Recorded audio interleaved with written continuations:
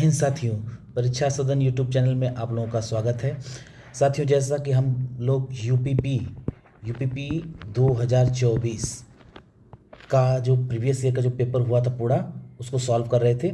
उसी क्रम में हम लोग 17 फरवरी 2024 का जो पेपर हुआ था उसको शिफ्ट फर्स्ट में जो पेपर हुआ था उसको सॉल्व कर रहे थे।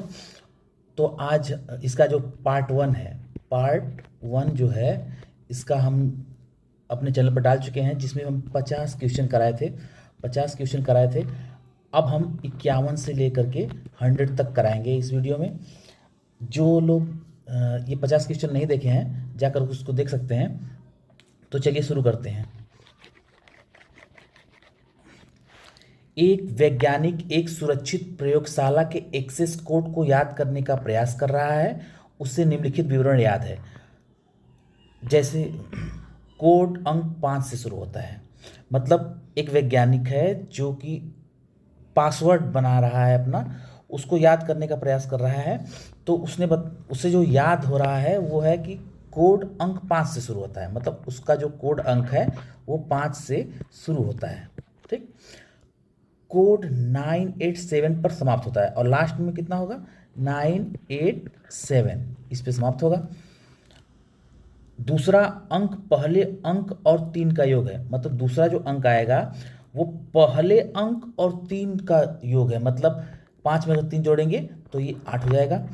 तीसरा अंक दूसरे अंक का आधा है, तो दूसरा अंक 8 है, तो ये क्या हो जाएगा? 4। इसका मतलब आया 548987। अब ऑप्शन में देख लेते हैं, तो 548987 यहाँ पे है। अब आगे देखते हैं।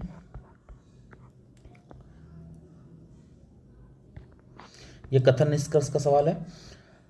कथन है, पानी का कोई आकार नहीं होता, उसका आयतन होता है। दूसरा कथन है, ज्ञान पानी की तरह है जो एक तरफ से दूसरी तरफ बहता है। तो पहली बात, निष्कर्ष क्या दिया? पहला, ज्ञान अंतः शास्त्री है। अंतः शास्त्री का मतलब ये होता है कि ज्ञान जो है बहुत सारे विषयों से मिलकर बना हुआ है।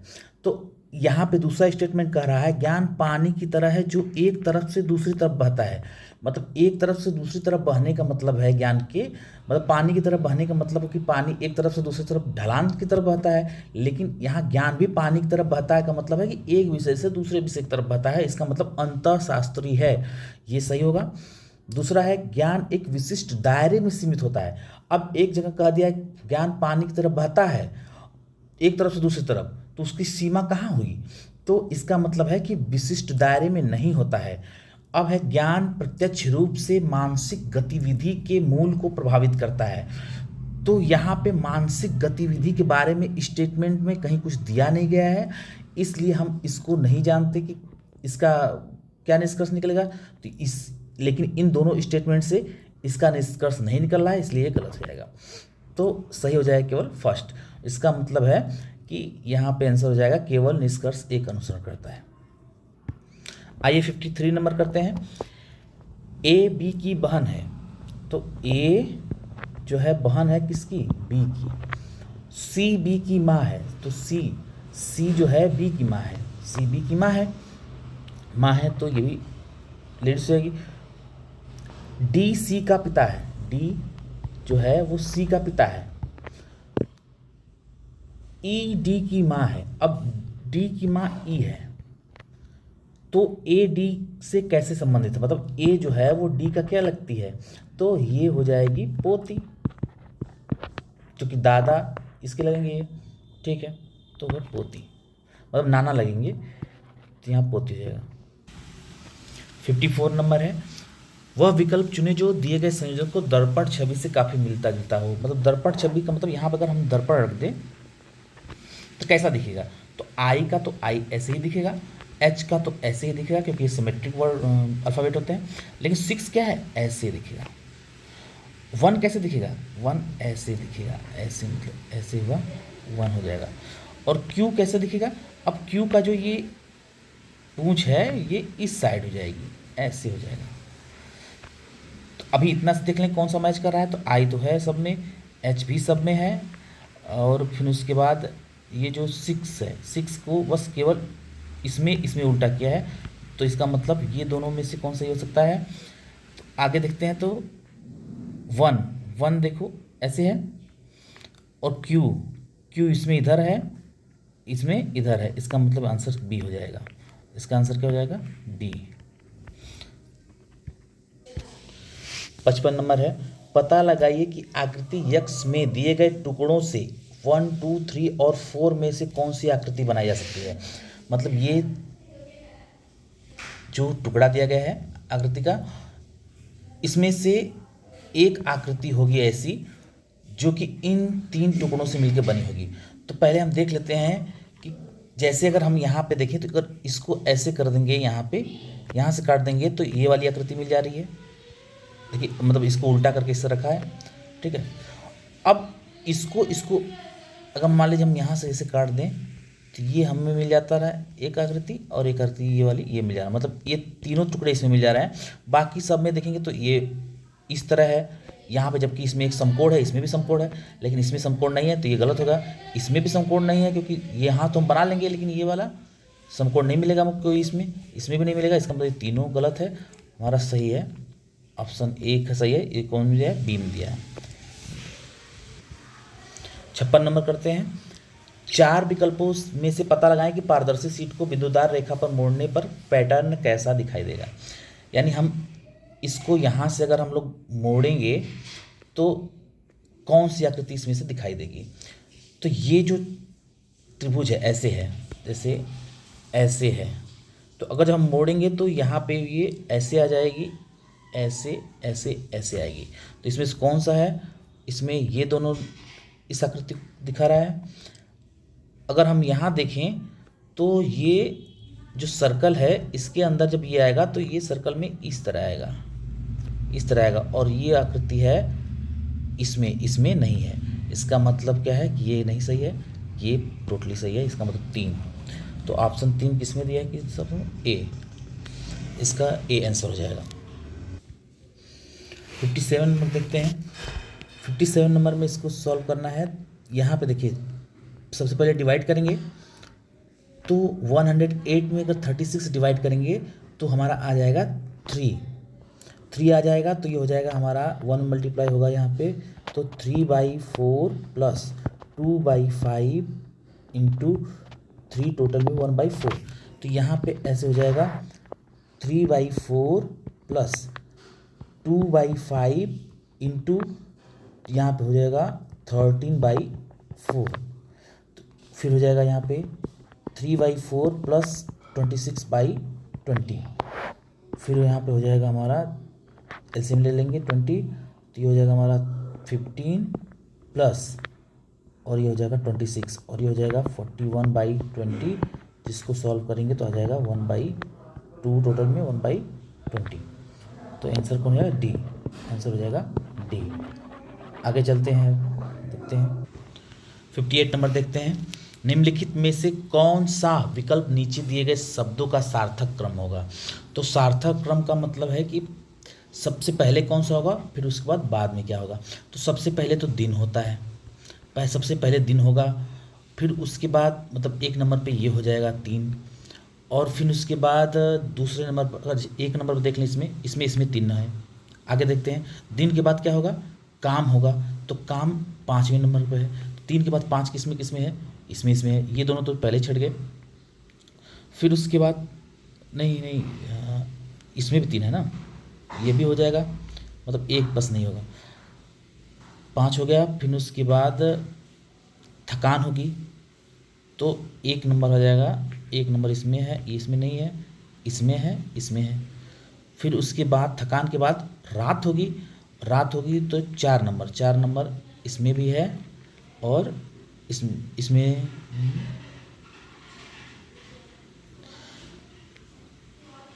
3, उसके बाद 4, सॉरी रात होगी तो रात 2 नंबर पे है ना, तो 2 नंबर आएगा, इसमें नहीं है। इसका मतलब यही आंसर सही हो जाएगा। और उसके बाद रात के बाद नींद आ जाएगी, तो ये हो जाएगा डी। मतलब 3 5 1 2 4 आंसर सही होगा। आगे देखते हैं 59 नंबर देखते हैं। वह आकृति चुने जो अन्य से भिन्न है। तो देखिए ये जो आकृति है यहाँ पे, ये नीचे की तरफ है, ये है आपके बाएं तरफ खुला हुआ है, और ये ऊपर की तरफ खुला है, और ये दाएं तरफ खुला हुआ है। ये ऊपर की तरफ खुला हुआ है, मतलब यहाँ पे दो ऊपर नीचे हैं, और यहाँ पे दाएं बाएं भी है। यहाँ पे एक ऊपर, एक दाएं, एक बाएं, एक नीचे, जैसे इसमें सब है। इसमें भी एक बाएं और एक ऊपर, दो ऊपर हो गया और एक नीचे। बाकी में ऊपर नीचे दोनों है, बाएं दाएं दोनों है, इसमें भी है, इसमें भी है, लेकिन सी मतलब तीसरा वाले में इसमें दाएं तरफ नहीं है, केवल ऊपर नीचे है। तो इसमें ये ऑड हो जाएगा 3 नंबर, तो ये ऑप्शन ए में है। 60 नंबर देखते हैं। एक टोकरी में सेबों की संख्या हर मिनट दुगुनी हो जाती है। यदि टोकरी 1 घंटे में सेबों से भर जाती है तो टोकरी कब आधी भरी थी? अच्छा, 1 घंटे मतलब 60 मिनट में वो क्या होती है, पूरा फुल भर जाती है। इसका मतलब वो हर मिनट दुगुना हो रहा है, इसका मतलब 59 पे क्या होगा, 59 मिनट पर आधा रहा होगा, तभी वो 60 मिनट पे क्या हो गया होगा, फुल हो गया होगा। आधा का दुगुना हो गया होगा तो फुल हो गया होगा। तो ये 59 मिनट यहाँ पे आंसर आएगा ये। ग्रेट बैरियर रीफ निम्नलिखित में से किस देश के तट पे है? तो इसमें आसान सा आंसर है ऑस्ट्रेलिया। ऑस्ट्रेलिया में ग्रेट बैरियर रीफ है। 62वां है, निम्नलिखित में से कौन 1946 में भारत की संविधान सभा के अध्यक्ष थे? तो सभी जानते हैं डॉक्टर राजेंद्र प्रसाद। अगला, प्रयाग प्रशस्ति की रचना निम्नलिखित में से किसके द्वारा संस्कृत में की गई थी? तो प्रयाग प्रशस्ति की रचना किसने की थी? तो हरिसेन ने किया था।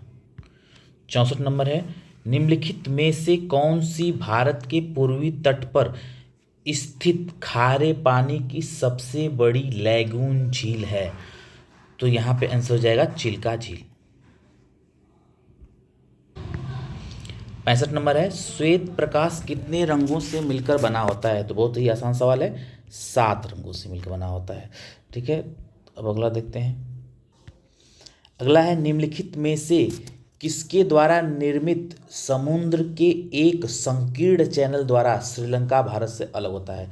तो जब हमारे भारत का जो मेनलैंड होता है और यहाँ पे जो श्रीलंका होता है, तो यहीं पे हमारी एक जल संधि है जिसका नाम है पाक जल डमरू मध्य। तो यहाँ पे इसके द्वारा ही अलग होता है, तो इसका आंसर हो जाएगा डी। आगे देखते हैं। 67 नंबर है, सोनपुर पशु मेला हर साल भारत के निम्नलिखित में से किस राज्य में आयोजित होने वाला एक सांस्कृतिक कार्यक्रम है? तो ये आंसर हो जाएगा बी, मतलब सोनपुर का पशु मेला बहुत ही फेमस है। ये कहाँ पे लगता है? बिहार। 68 नंबर देखते हैं। अंगूर की खेती, उपज और कटाई को निम्नलिखित में से किस नाम से जाना जाता है? मतलब अंगूर की खेती को क्या कहते हैं? तो पहला है विटिकल्चर, सेरिकल्चर, हार्टिकल्चर, पिसिकल्चर। तो यहाँ पे जो हार्टिकल्चर है, ये फूल बागवानी इसको कहते हैं। सेरिकल्चर मतलब रेशम का उत्पादन को हम क्या कहते हैं? सेरिकल्चर कहते हैं। पिसिकल्चर मतलब होता है मछली पालन। तो यहाँ पे हुआ विटिकल्चर। विटिकल्चर मतलब होता है अंगूर की खेती। तो आगे देखते हैं।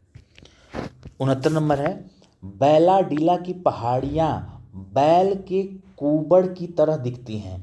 पहाड़ियों की यह श्रृंखला भारत के निम्नलिखित में से किस राज्य में स्थित है? तो बैलाडीला की जो पहाड़ी है ये कहाँ पे है?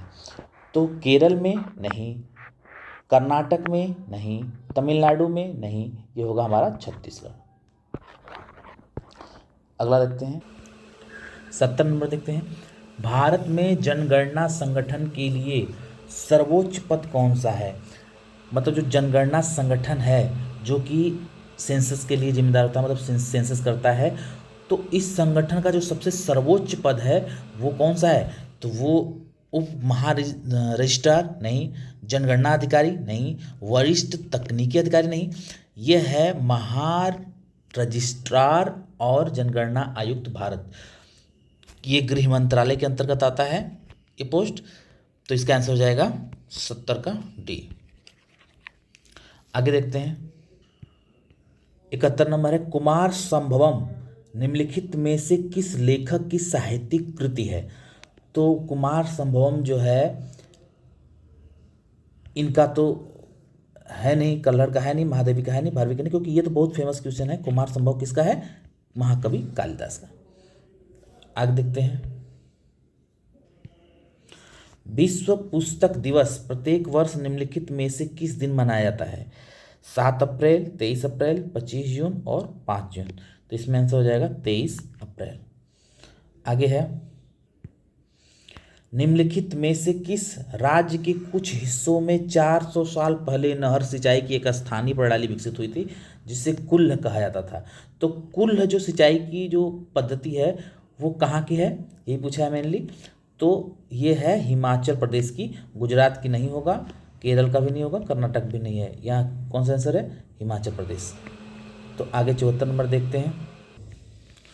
74 नंबर देखते हैं, किसी देश की शहरी क्षेत्रों में रहने वाली आनुपातिक जनसंख्या में वृद्धि को निम्नलिखित में से क्या कहा जाता है? तो औपनिवेशीकरण, शहरीकरण, ग्रामीणीकरण, अनियोजित विकास। तो यहाँ पे देखने वाली बात ये है कि औपनिवेशीकरण जो होता है ये जब कोई दूसरा देश किसी दूसरे देश पे, या मतलब कोई सरकार है जो कहीं दूसरी जगह अपनी कॉलोनी विकसित करती है, तो उसे हम कहते हैं औपनिवेशीकरण, मतलब उसको व्यापार के उद्देश्य से जब करती है तब। और ग्रामीकरण का मतलब होता है जब गांव की जनसंख्या बढ़े, गांव का विकास हो, तो उसको ग्रामीकरण कहते हैं। अनियोजित विकास का मतलब ऐसा विकास जिसको मतलब जिसकी योजना ना हो, अनियोजित हो, तो अनप्लान्ड हो। तो यहाँ पे आंसर होगा हमारा शहरीकरण। शहरीकरण में शहरों में जब जनसंख्या बढ़ती है तो उसको हम क्या कहते हैं? शहरीकरण कहते हैं।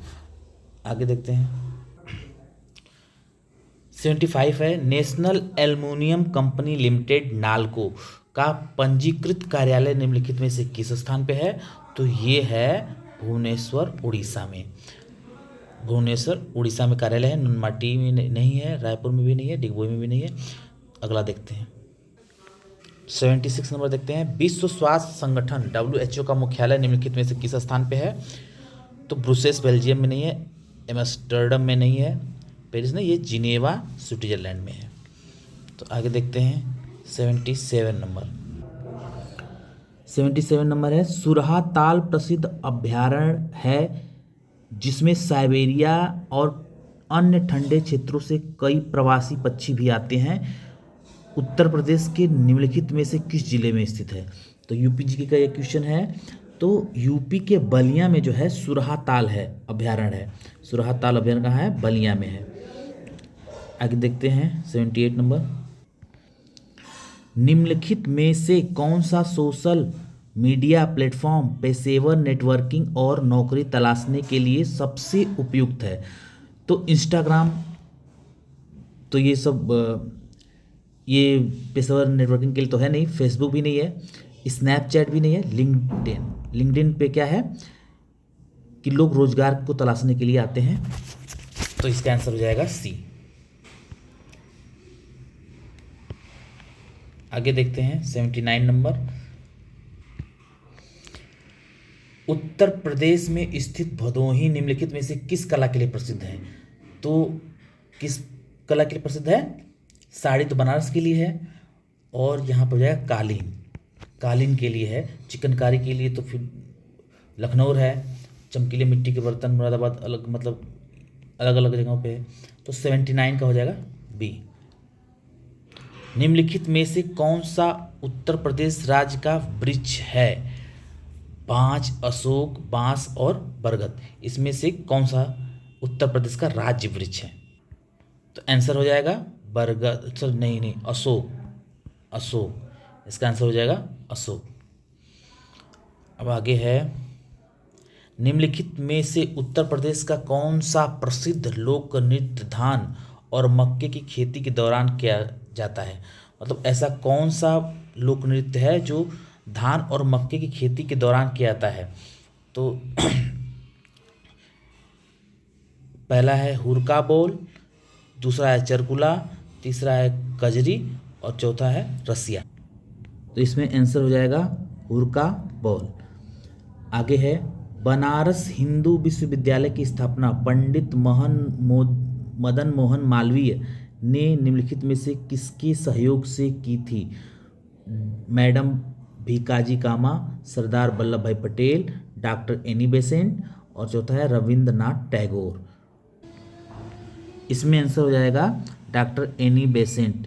इन्होंने ही CHS, बनारस में CHS यानी सेंट्रल हिंदू स्कूल को भी बनवाया है। आगे है मथुरा निम्नलिखित में से किसकी जन्मस्थली है जिसे ब्रजभूमि के नाम से भी जाना जाता है? भगवान गणेश, भगवान शिव, भगवान राम, भगवान कृष्ण। तो यहाँ पे क्या हो जाएगा? भगवान कृष्ण। अकबर का मकबरा निम्नलिखित में से किस स्थान पर स्थित है? उन्नाव, सिकंदरा, एटा, रामपुर। तो अकबर का मकबरा कहाँ पे है? यहाँ है सिकंदरा, ये हो जाएगा सिकंदरा।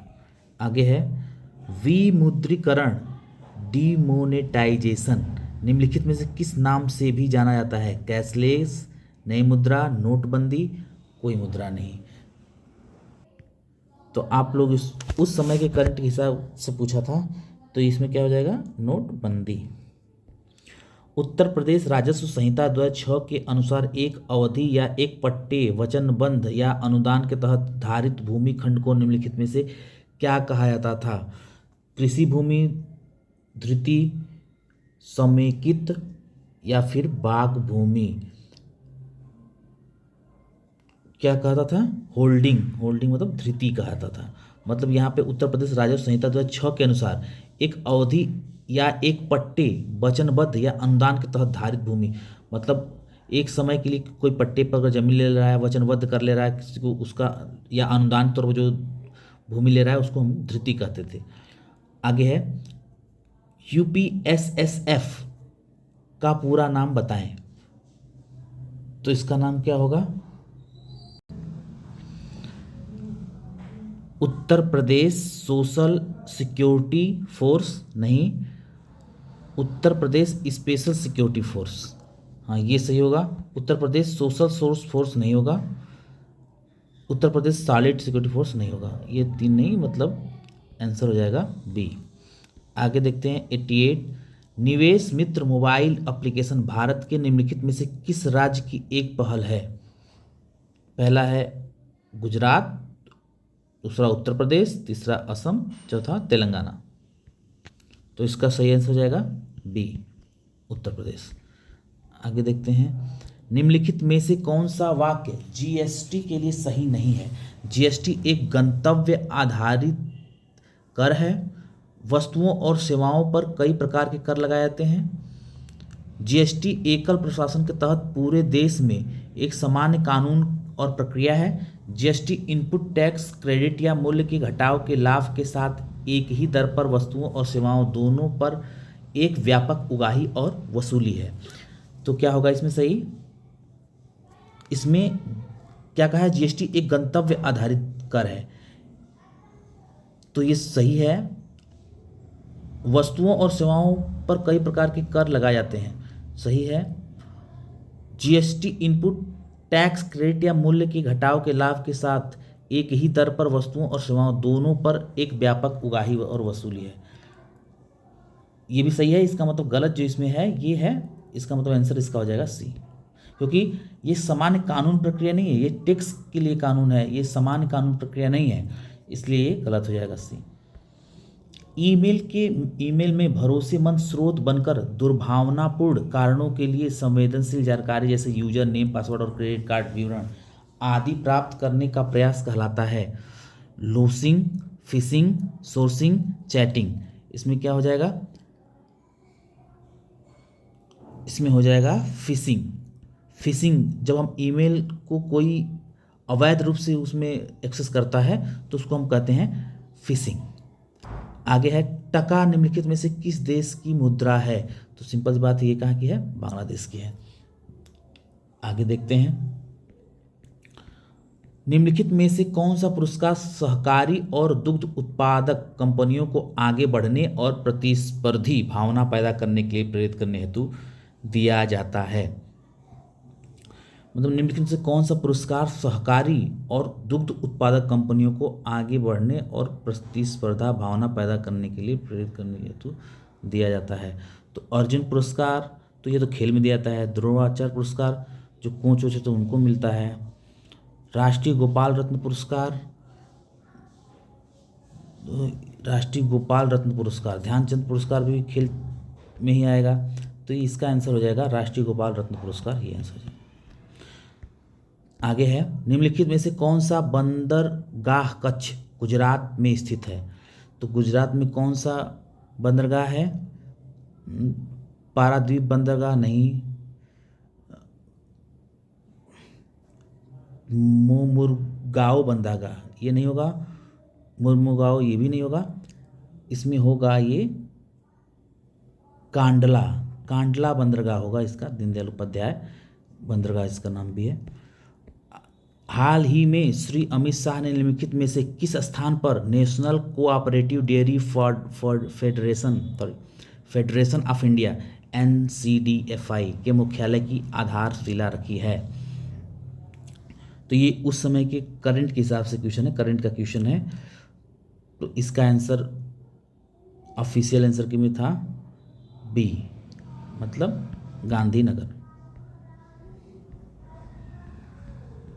निम्नलिखित में से कौन खुदाई खिदमतगार का संस्थापक था? खुदाई खिदमतगार की संस्थापक किसने किया था?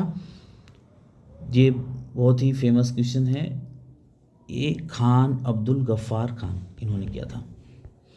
निम्नलिखित में से किसने हाल ही में कोच्चि लक्षद्वीप द्वीप समूह submarine optical fibre connection KLISOFC का उद्घाटन किया है? तो ये भी उस समय करंट के हिसाब से था क्वेश्चन, तो इसका आंसर है जो वो 2, नरेंद्र मोदी। केंद्रीय मंत्रिमंडल ने हाल ही में भारत और निम्नलिखित में से किस देश के बीच प्रवासन और गतिशीलता समझौते को मंजूरी दी है? Italy, Nepal, Germany, Sri Lanka. तो इसमें से किसने दी है? तो ये भी करंट अफेयर का क्वेश्चन था, इटली। हाल ही में भारतीय नौसेना का first attack craft INS Kabra निम्नलिखित में से किस स्थान पर पहुंचा है? उस समय के अनुसार था, और उसका आंसर उसमें था 3, मतलब कोलंबो, श्रीलंका।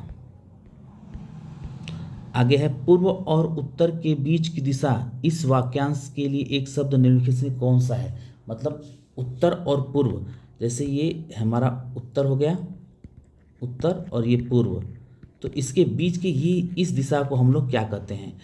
तो इस दिशा को हम लोग क्या कहते हैं? तो इसको कहते हैं ईशान।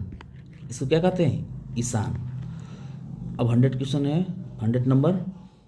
किस विकल्प में शब्द श्रुति सम भिन्नार्थक का सही अर्थ भेद है? वर्ड मतलब श्रुति सम भिन्नार्थक का मतलब है एक जैसे सुनने में लगते हैं लेकिन इसका मतलब अलग अलग है। तो यहाँ पे आंसर हो जाएगा शशधर शशिधर, दोनों एक जैसे लग रहे हैं, शशधर शशिधर, जो कि शशधर का मतलब होता है चाँद, शशिधर का मतलब होता है शिव, तो इसका आंसर हो जाएगा 4।